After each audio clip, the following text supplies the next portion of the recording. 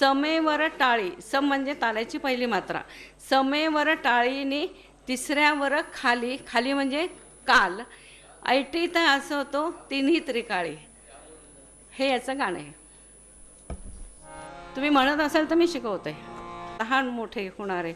जादू करुणी सात सुराने संख्या केली 12ची, आहे अशी जादू फक्त 7 सुरांची. शुद्ध स्वर 7 आहेत, कोमल स्वर 4 आहेत आणि तीव्र स्वर 1 आहे. लहान मोठे सूर येता राग होती बहुरूपी. म्हणजे लहान मोठे स्वर म्हणजे कोमल स्वर, शुद्ध स्वर हे जेव्हा रागामध्ये येतात तेव्हा बहुरूपी राग होतात, म्हणजे वेगवेगळे राग होतात. लहान मोठे सूर येता राग होती बहुरूपी, सा आणि पा मात्र स्थिर असती आपल्या जागी. म्हणजे सा आणि प हे 2 स्वर अचल आहेत, ते आपली जागा कधीच सोडत नाहीत. 3 सप्तके फिरून सारे जागा त्यांची कायमची, आहे अशी जादू फक्त 7 सुरांची. आणि ह्या 7 सुरांमध्ये शेवटी काय होतं? भान विसरून खेळ खेळते गायक सुरा संगे, रंगून जाती सुरासुरात अहो फुला भोवती भुंगे. रात्र संपूर्ण दिवस येता येते भैरवी शेवटची, आहे अशी जादू फक्त 7 सुरांची, आहे अशी जादू फक्त 7 सुरांची. ना ना ना ना ना ना ना ना ना ना ना ना ना. धन्यवाद. फार सुंदर. मित्रांनो, किती लोकांनी, मी का येत नव्हतो इथे त्याचं कारण असं आहे की अनेकांना तो त्या विषयात फारसा रस असेल असं मला वाटत नाही. अनेकांना हा विषय क्लिष्ट वाटू शकतो, कंटाळा येऊ शकतो. त्यामुळे खरं ज्यांना काही ऐकायचं आहे त्यांना मी म्हटलं की आपण एकत्र बसून बोलू असं मी त्याला म्हणत होतो. पण त्याचा आग्रह की इथे बोलावं, पण सगळ्यांना त्यात काही रस असेल असं मला वाटत नाही. जे काही 4-2 लोक आहेत मी बोलतो, कंटाळा तर टाळ्या वाजवा, मी थांबतो. कारण काय की हा विषय सगळ्यांना आवडेल असं नाही, म्हणून मी म्हणतो ठीक आहे. मी साधारणतः स्ट्रॅटेजिक विषयावर लिहितो आणि बोलतो. स्ट्रॅटेजिक विषय म्हणजे काय तर भारताचे जगाच्या राष्ट्रांशी असलेले संबंध आणि भारताचं जे काय संरक्षण धोरण आहे किंवा परराष्ट्र धोरण आहे ते का आहे, कसं निर्माण झालं, ह्या विषयावर मी बोलत असतो. आणि हा विषय ज्यांना आवडतो ते त्यांना खूप आवडतो. ते लोक माझ्या संपर्कात असतात, मला विचारतात, त्यांच्याशी मी बोलतो. पण तुम्हाला जर फारसं कंटाळा आला, आवडलं नाही तर मला सांगा, मी थांबतो. भारत हा आपला तुम्हाला माहिती आहे की एक जगातला एक मोठा लोकशाही असलेला देश आहे आणि मोठी लोकसंख्या असलेला देश आहे. त्यामुळे भारताचं एक विशिष्ट असं जगात स्थान आहे. आता तुम्ही आता बघितलं की आता मालदीवच्या प्रकरणातून तुम्ही बघितलं की मालदीवने आपल्यावरचे संबंध काय की बिघडायला सुरुवात केलेली आहे. हे कसं घडतं, हे का घडतं? खरं तर मालदीव आपला जवळचा शेजारी आहे आणि अनेक गोष्टींसाठी भारतावर मालदीव अवलंबून आहे. पण मालदीवचं स्थान हे अतिशय स्ट्रॅटेजिक आहे. हिंदी महासागरामधलं अत्यंत मोक्याच्या ठिकाणी मालदीव हे बेट आहेत.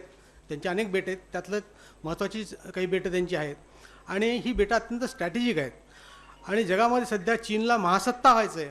चीनला महासत्ता व्हायचं म्हणजे जगात त्यांना त्यांचा दबदबा गाजवायचा आहे आणि त्यांना विशेषतः त्याआधी त्यांना आशिया खंडात आधी आपलं स्थान प्रस्थापित करायचं आहे. आणि आशिया खंडात जर चीनला स्थान प्रस्थापित करायचं असेल तर त्याला सर्वात मोठं आव्हान आहे भारताचं आहे.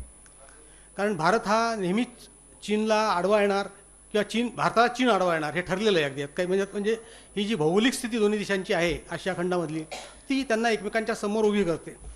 त्यामुळे चीनचा असा सुरुवातीपासून प्रयत्न चालू आहे की भारताला घेरायचं आणि भारताला शांत करायचं, ज्यायोगे आपण जगात एक महासत्ता म्हणून वावरू शकू आणि अमेरिकेला आव्हान देऊ शकू. त्यामुळे चीन नेहमी हिंदी महासागरातली जे काही देश आहेत, हिंदी महासागराच्या परिसरात असली जे छोटे देश मोठे देश आहेत, अगदी तुम्ही तिकडून फिलिपाईन्स थायलंडपासून ते अगदी खाली म्यानमार श्रीलंका ते वरती अगदी सोमालिया आणि पाकिस्तानपर्यंत अशा सर्व ठिकाणी चीन स्वतःची बेसिस तयार करते, स्वतःची तळ तयार करते, ज्याच्यामुळे भारताला घेराव करता येईल. कारण हिंदी महासागरात भारताचं स्थान हे फार मोठं आहे. भारताच्या पूर्ण तळाला आणि दोन्ही बाजूला हिंदी महासागर पसरलेला आहे आणि त्याचं नाव हिंदी महासागर आहे. भारताच्या नावावर त्या सागराचं नाव आहे, त्यामुळे त्या सागरावर भारताचं वर्चस्व असणं हे साहजिक आहे, नैसर्गिक आहे.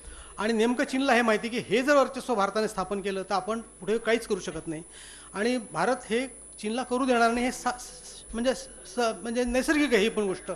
त्याचं कारण असं की चीनला हिंदी महासागरात यायला फार मोठा पल्ला गाठावा लागतो. म्हणजे त्यांना चीनचा समुद्र आहे, त्यानंतर दक्षिण चीनचा समुद्र आहे, त्यानंतर मलाखाची मोठी खाडी आहे, म्हणजे इंडोनेशिया आणि मलेशिया यांच्यामधून अतिशय चिंचोळा असा समुद्राचा पट्टा आहे, त्याला मलाखाची खाडी म्हणतात. ही खाडी अत्यंत अरुंद आहे आणि ही जी खाडी अरुंद आहे ना, या खाडीमध्ये खरं भारताचं सामर्थ्य सामावलेलं आहे. म्हणजे ही जर खाडी भारताने बंद केली तर चीन हिंदी महासागरात उतरू शकत नाही. त्या दृष्टीने भारताला त्याच्यात ॲडव्हान्टेज कसं आहे की भारताची अंदमान बेटं या मलाकाच्या खाडीच्या जवळ आहेत, त्यामुळे भारताचा मोठा तळ हा अंदमानमध्ये आहे आणि ट्राय सर्व्हिस कमांड ज्याला म्हणतात, म्हणजे ज्याच्यात एअरफोर्स, नेव्ही आणि आर्मी या तिन्हींचा तळ तिथे आहे आणि भारत तिथून या मलाक्का सामुद्रधुनीला कंट्रोल करतो. त्यामुळे चीनची फार मोठी पंचायत तिथे झालेली आहे.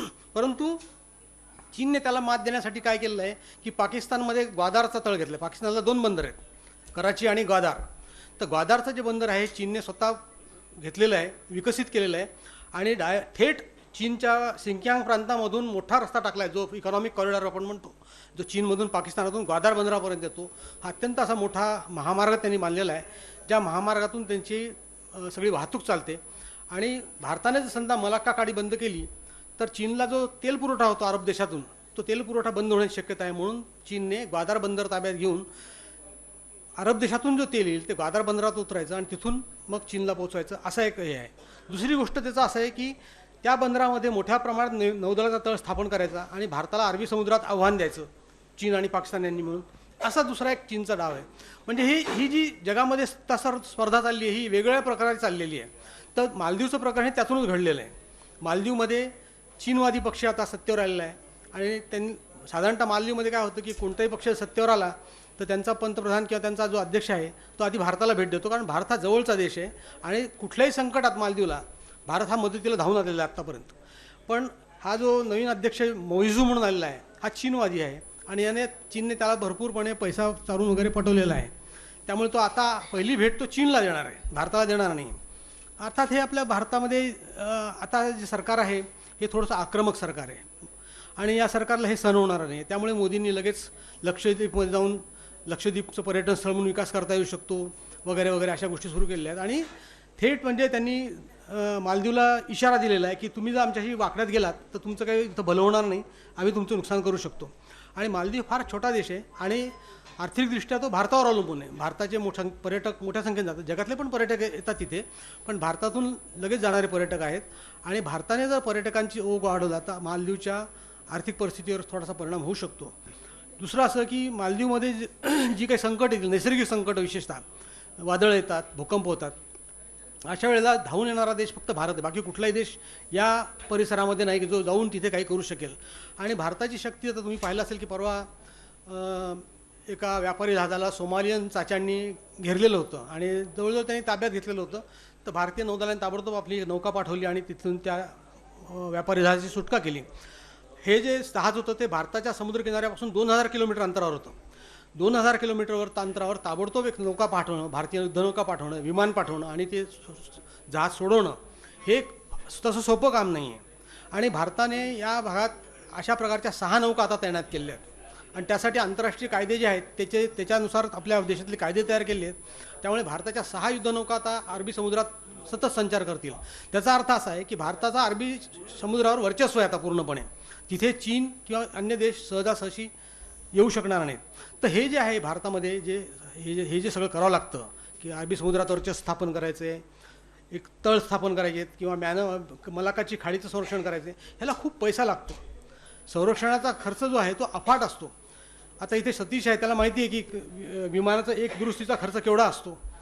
त्याने काम केलं, त्याला माहिती आहे की खर्च केवढा असतो त्याचा. किंवा विमानाचा एखादा विमानतळाचा एक बेस त्याचा खर्च रोजचा काय असतो.